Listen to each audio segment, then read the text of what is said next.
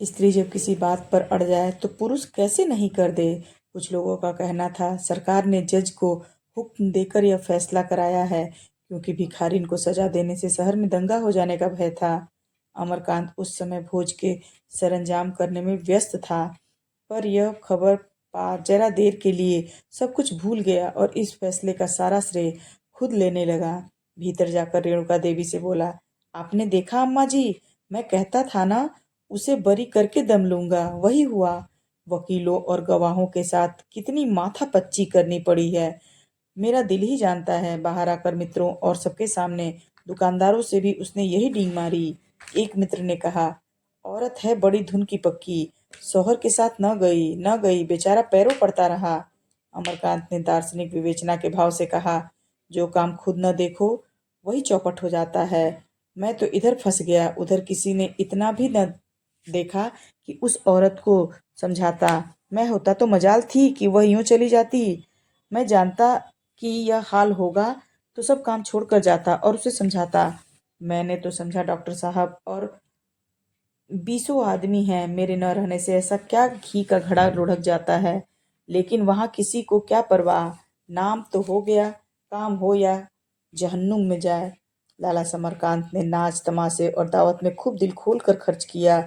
वहीं अमरकांत जो इस मिथ्या व्यवहारों की आलोचना करता था, अब मुंह तक न खोलता था, बल्कि उल्टे और बढ़ावा देता था। जो संपन्न है वह ऐसे शुभ अवसर पर खर्च न करेंगे तो कब करेंगे। धन की यही शोभा है। हाँ, घर फूंक कर तमाशा न देखना चाहिए। अमरकांत को अब घर से विशेष घनिष्ठता होती जाती थी। अब वह विद्यालय तो जाने लगा था, पर जलसों और सभाओं से जी चुराता रहता। अब उसे लेन देन में उतनी घृणा न थी। शाम सवेरे बराबर दुकान पर आ बैठता और बड़ी तनदेही से काम करता। स्वभाव में कुछ कृपणता भी आ चली थी। दुखी जनों पर अब भी दया आती थी, पर वह दुकान की बंधी हुई कौड़ियों का अतिक्रमण न करने पाती। इस अल्पकाय शिशु ने ऊंट के नन्हे से नकेल की भांति उसके जीवन का संचालन अपने हाथ में ले लिया था।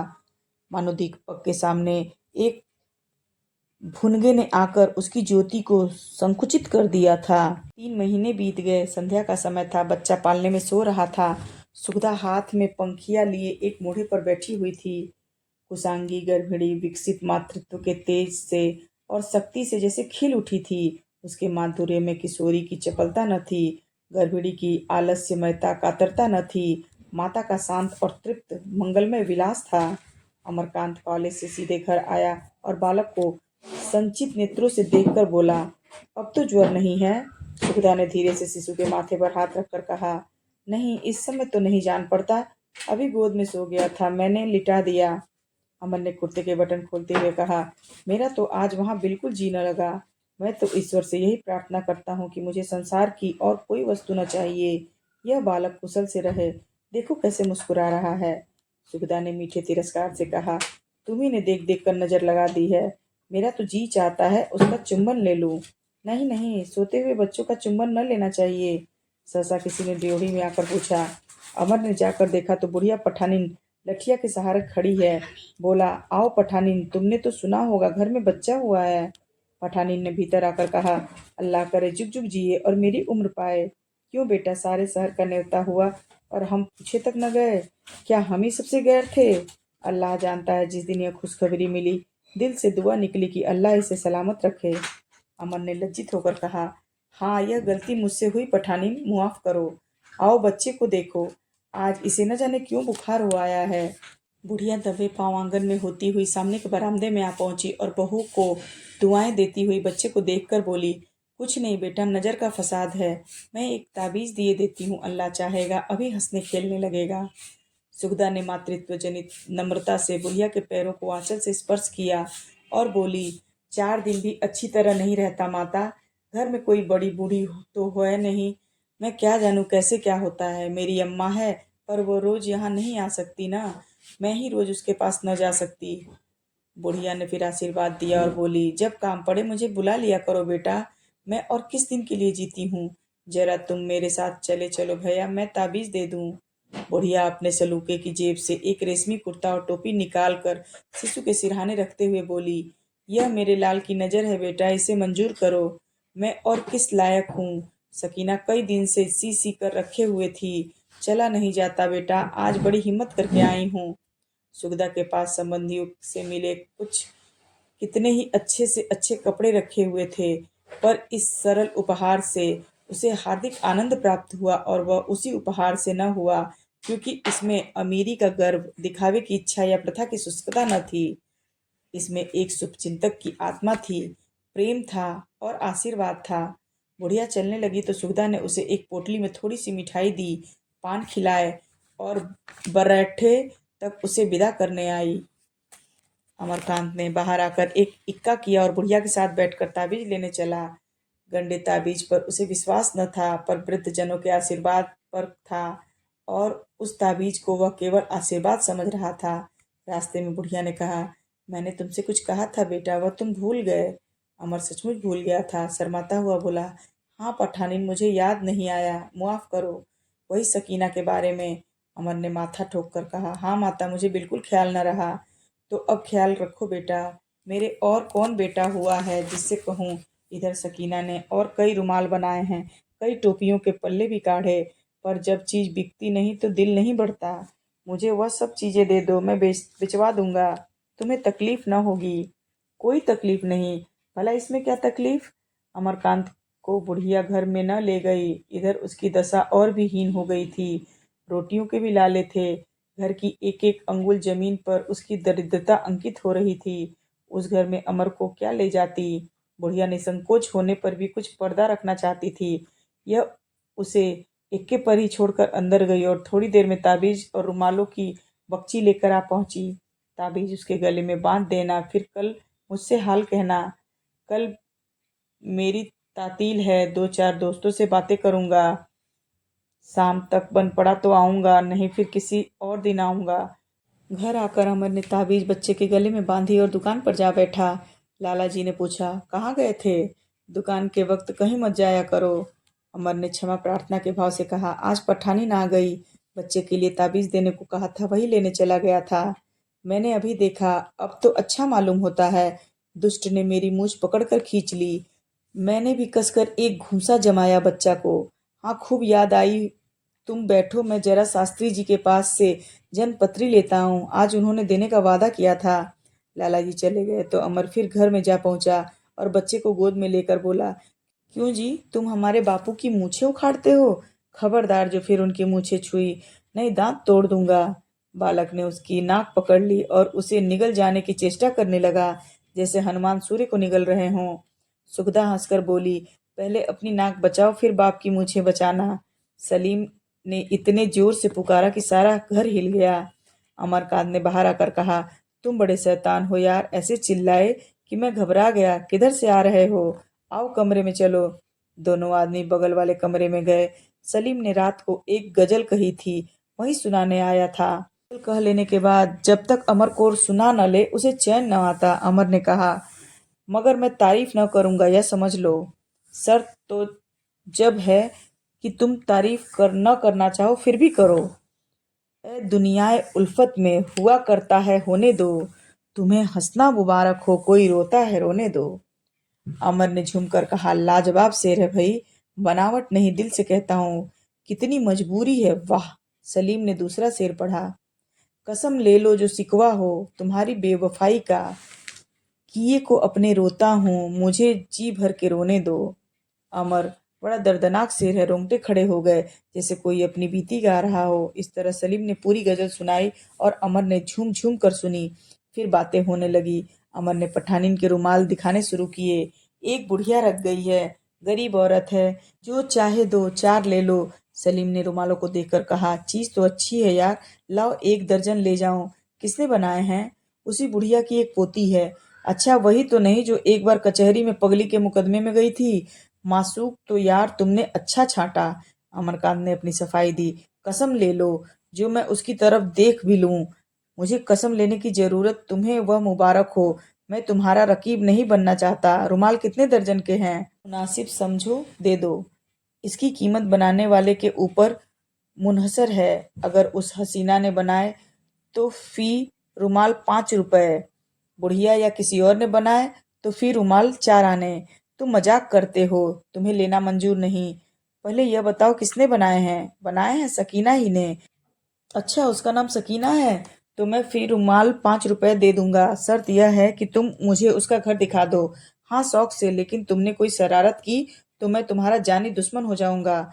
अगर हमदर्द बनकर चलना चाहो तो चलो। मैं तो चाहता हूँ उसकी किसी भले आदमी से शादी हो जाए। है कोई तुम्हारी निगाह में ऐसा आदमी? बस यही समझ लो कि उसकी तकदीर खुल जाएगी। मैंने ऐसी हयादार और सलीकेमंद लड़की नहीं देखी। मर्द को लुभाने के लिए औरत में जितनी बातें हो सकती हैं वह सब उसमें मौजूद है। सलीम ने मुस्कुराकर कहा, मालूम होता है तुम खुद उस पर रीझ चुके हो। हुस्न में तो वह तुम्हारी बीबी के तलवे के बराबर भी नहीं। अमरकांत ने आलोचक के भाव से कहा, औरत के रूप ही सबसे प्यारी चीज नहीं होती। मैं तुमसे सच कहता हूँ, अगर मेरी शादी नहीं हुई होती और मजहब की रुकावट न होती तो मैं उससे शादी करके अपने को भाग्यवान समझता। आखिर उसमें ऐसी क्या बात है जिस पर तुम इतने लट्टू हो? यह तो मैं खुद नहीं समझ रहा हूँ।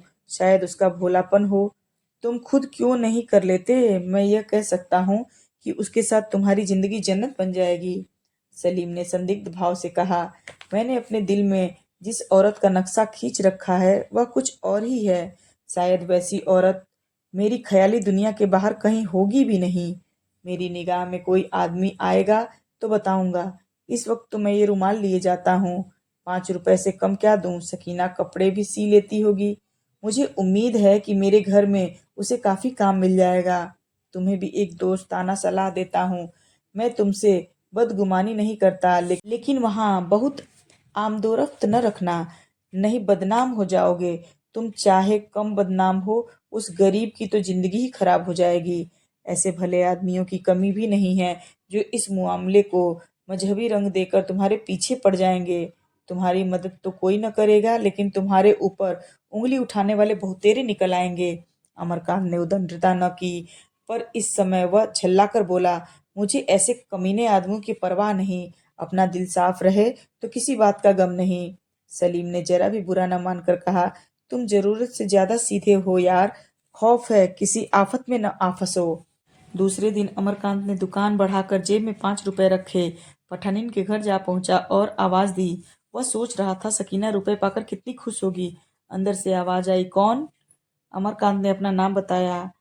द्वार तुरंत खुल गए और अमरकांत ने अंदर कदम रखा, पर देखा तो चारों तरफ अंधेरा। पूछा, आज दिया नहीं जलाया अम्मा? सकीना बोली, अम्मा तो एक जगह सिलाई का काम लेने गई हैं। अंधेरा क्यों है? चिराग में तेल नहीं है? सकीना धीरे से बोली, तेल तो है, फिर दिया क्यों नहीं जलाया? दिया सलाई नहीं है? दिया सलाई भी है, तो फिर चिराग जलाओ। कल जो रुमाल मैं ले गया था वह 5 रुपए पर बिक गए। ये रुपए ले लो, चटपट चिराग जलाओ। सकीना ने कोई जवाब न दिया। उसकी सिसकियों की आवाज सुनाई दी। अमर ने चौंक कर पूछा, क्या बात है सकीना, तुम रो क्यों रही हो? सकीना ने सिसकते हुए कहा, कुछ नहीं, आप जाइए, मैं अम्मा को रुपए दे दूंगी। अमर ने व्याकुलता से कहा, जब तक तुम बता न दोगी मैं न जाऊंगा। तेल न हो मैं ला दूं, दिया सलाई न हो मैं ला दूं। कल एक लैंप लेता आऊंगा। कुप्पी के सामने बैठकर काम करने से आंखें खराब नहीं होती। घर के आदमी से क्या पर्दा। मैं अगर तुम्हें गैर समझता तो इस तरह बार बार क्यों आता? सकीना सामने के सायबान में जाकर बोली, मेरे कपड़े गीले हैं। आपकी आवाज सुनकर मैंने चिराग बुझा दिया। तो गीले कपड़े क्यों पहन रखे हैं? कपड़े मैले हो गए थे, साबुन लगाकर रख दिए थे। अब और कुछ न पूछिए, कोई दूसरा होता तो मैं किवाड़ न खोलती। अमरकांत का कलेजा महसूस उठा। उफ, इतनी घोर दरिद्रता, पहनने को तक को कपड़े नहीं। अब उसे ज्ञात हुआ कि कल पठानिन ने रेशमी कुर्ता और टोपी उपहार में दी थी। उसके लिए कितना त्याग किया था। 2 रुपए से कम क्या खर्च हुए होंगे। 2 रुपए में 2 पजामे बन सकते थे। इन गरीब प्राणियों में कितनी उदारता है। जिसे वे अपना धर्म समझते हैं उसके लिए कितना कष्ट झेलने को तैयार हैं। उसने सकीना से कांपते स्वर में कहा, तुम चिराग जला लो, मैं अभी आता हूँ। गोवर्धन सराय से चौक तक वह हवा के बेग से गया, पर बाजार बंद हो चुका था। अब क्या करे? सकीना अभी तक गीले कपड़े में बैठी होगी। आज इन सबों ने इतनी जल्द दुकान क्यों बंद कर दी? वह वहां से उस बेग के साथ घर पहुंचा। सुगदा के 50 साड़ियां हैं, कई मामूली भी हैं। क्या वह उनमें से साड़ियां न देगी? मगर वह पूछेगी क्या करोगे तो क्या जवाब देगा? साफ साफ कहने से तो शायद संदेह करने लगे। नहीं, इस वक्त सफाई देने का अवसर न था। सकीना गीले कपड़े में पहने उसकी प्रतीक्षा कर रही होगी। सुगदा नीचे थी, वह चुपके से ऊपर चला गया। गठरी खोली, उसमें से 4 साड़ियां निकालकर दबे पांव चल दिया। सुगदा ने पूछा, अब कहाँ जा रहे हो? भोजन क्यों नहीं कर लेते? अमर ने बरठे से जवाब दिया, अभी आता हूँ। कुछ दूर जाने पर उसने सोचा, कल कहीं सुगदा ने अपनी गठरी खोली और साड़ियां न मिली तो बड़ी मुश्किल पड़ेगी, नौकरों के सिर जाएगी। क्या वह उस वक्त यह कहने का साहस रखता है कि वे साड़ियां मैंने एक गरीब औरत को दे दी? नहीं, वह यह नहीं कह सकता। तो साड़ियां ले जाकर रख दे, मगर वहां सकीना गीले कपड़े में बैठी होगी। फिर ख्याल आया, सकीना इन साड़ियों को पाकर कितनी प्रसन्न होगी। इस ख्याल ने उसे उन्मत्त कर दिया। जल्द जल्द कदम बढ़ाता हुआ सकीना के घर जा पहुंचा। सकीना ने उसकी आवाज सुनते ही द्वार खोल दिया। चिराग जल रहा था। सकीना ने इतनी देर में आग जलाकर कपड़े सुखा लिए थे और कुर्ता पजामा पहने ओढ़नी ओढ़े खड़ी थी। अमर ने साड़ियां खाट पर रख दी और बोला, बाजार में तो न मिली, घर जाना पड़ा। हमदर्दों से पर्दा न रखना चाहिए। सकीना ने साड़ियां देखकर कहा, बाबूजी आप नाहक साड़ियां लाए, अम्मा देखेगी तो जल उठेगी, फिर शायद आपका यहाँ आना मुश्किल हो जाए। आपकी शराफत और हमदर्दी की जितनी तारीफ अम्मा करती थी उससे कहीं ज्यादा पाया। आप यहाँ ज्यादा आया भी ना करें, नहीं खामखा लोगों को सुबह हो जाएगा।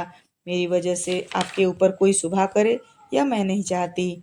आवाज कितनी मीठी थी, भाव में कितनी नम्रता, कितना विश्वास, पर उसमें वह हर्ष न था जिसकी अमर ने कल्पना की थी। अगर बुढ़िया इस सरल स्नेह और संदेह की दृष्टि से देखे तो निश्चय ही उसका आना जाना बंद हो जाएगा। उसने अपने मन को टटोल कर देखा। उस प्रकार से कोई संदेह का कारण नहीं था। उसका मन स्वच्छ था। वहां किसी प्रकार की कुत्सित भावना न थी। फिर भी सकीना से मिलना बंद हो जाने की संभावना उसके लिए असह्य थी। उसका शासित दलित पुरुषत्व यहाँ अपने प्राकृतिक रूप में प्रकट हो सकता था। सुगदा की प्रतिमा प्रगल्भता और स्वतंत्रता जैसे उसके सिर पर सवार रहती थी। वह उसके सामने अपने को दबाए रखने पर मजबूर था। आत्मा में जो एक प्रकार के विकार और व्यक्तिकरण की आकांक्षा होती है वह अपूर्ण रहती है। सुखदा उसे पराभूत कर देती थी, सकीना उसे गौरवान्वित करती थी। सुखदा उसका दफ्तर थी, सकीना घर। वहां वह दास था, यहाँ स्वामी। उसने साड़ियां उठा ली और व्यथित कंठ से बोला, अगर यह बात है तो मैं इन साड़ियों को लिए जाता हूँ सकीना, लेकिन मैं कह नहीं सकता मुझे इसमें कितना रंज होगा। रहा मेरा आना जाना, अगर तुम्हारी इच्छा है कि मैं न आऊं तो मैं भूल कर भी न आऊंगा, लेकिन पड़ोसियों की मुझे परवाह नहीं। सकीना ने करुण स्वर में कहा, बाबूजी मैं आपसे हाथ जोड़ती हूँ, ऐसी बात मुंह से न निकालिए। जब से आप आने जाने लगे हैं मेरे लिए ये दुनिया कुछ और हो गई है। मैं अपने दिल में एक ऐसी ताकत, ऐसी उमंग पाती हूँ जिसे एक तरह का नशा कह सकती हूँ, लेकिन बदगोई से तो डरना ही पड़ता है। अमर ने उन्मत्त होकर कहा, मैं बदगोई से नहीं डरता सकीना, रत्ती भर भी नहीं। लेकिन एक पल में वह समझ गया, मैं बहका जाता हूँ। बोला, मगर तुम ठीक कहती हो, दुनिया और चाहे कुछ न करे बदनाम तो कर ही सकती है। दोनों 1 मिनट तक शांत बैठे रहे।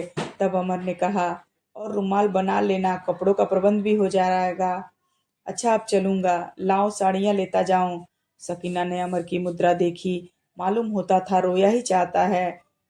उसके जी में आया साड़ियां उठाकर छाती से लगा ले, पर संयम ने हाथ न उठाने दिया। अमर ने साड़ियां उठा ली और लड़खड़ाता हुआ द्वार से निकल गया, मानो अब गिरा अब गिरा। आप सुन रहे थे कर्मभूमि उपन्यास का 13वां भाग। जल्दी ही मिलते हैं अगले भाग के साथ। तब तक आपका समय शुभ हो। धन्यवाद।